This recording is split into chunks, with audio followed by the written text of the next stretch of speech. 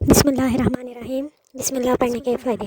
رسول اللہ صلی اللہ تعالیٰ علیہ وآلہ وسلم نے فرمایا، جو شخص بسم اللہ الرحمن الرحیم کی تلاوت کرتا ہے، اللہ تعالیٰ بسم اللہ کے ہر حرف کے بدلے میں اس کے نام اعمال میں 4000 نیکیاں درج فرما دیتا ہے، اور اس کے 4000 گناہ معاف فرما دیتا ہے، اور اس کے 4000 درجات بلند فرما دیتا ہے۔ صلی اللہ علی محمد صلی اللہ تعالیٰ علیہ وآلہ وسلم۔ جو یہ درود پاک پڑھتا ہے تو اس پر رحمت کے 70 دروازے کھول دیے جاتے ہیں۔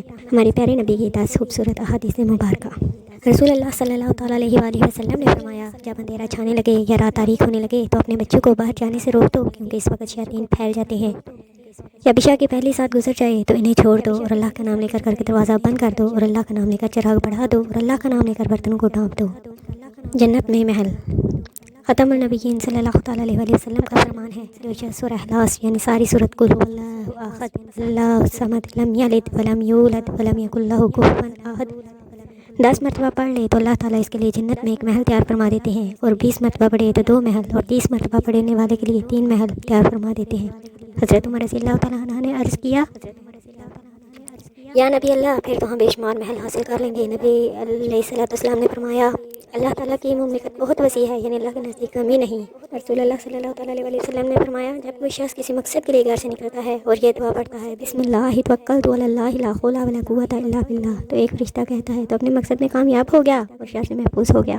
نبی اکرم صلی اللہ تعالیٰ علیہ وسلم نے فرمایا، تم اللہ کی طرف رجوع کرنے کے لیے قرآن سے بڑھ کر کوئی اور ذریعہ نہیں پا سکتے۔ رسول اللہ صلی اللہ تعالیٰ علیہ وسلم نے ارشاد فرمایا، اللہ تعالیٰ کے لیے بعض لوگ ایسے ہیں جیسے کسی کے گھر کے خاص لوگ ہوتے ہیں۔ صحابہ رضی اللہ تعالیٰ عنہ نے عرض کیا، وہ کون لوگ ہیں؟ ارشاد فرمایا، قرآن شریف والے، کہ وہ اللہ والے اور اس کے خاص لوگ ہیں۔